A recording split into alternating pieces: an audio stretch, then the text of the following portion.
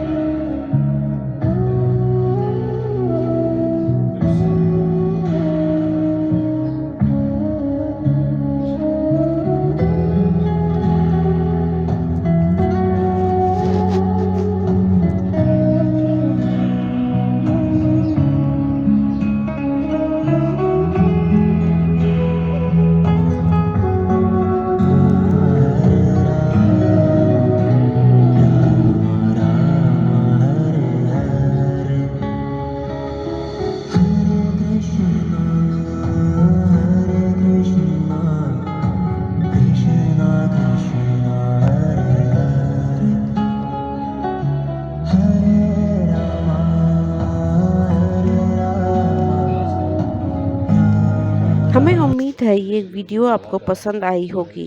इस वीडियो को like, share और कमेंट सेक्शन में हरे कृष्णा लिखना ना भूलें। तो पायलट से जेल में उनको प्याज लस्सी दिया नहीं जाता जहाज चलाने से पहले कम से कम 1 हफ्ते तक 4-5 दिन पहले उनको कोई भी प्याज लस्सी नहीं दिया जाता क्योंकि उनका नर्वस जो इफेक्ट है ना वो नहीं आना चाहिए।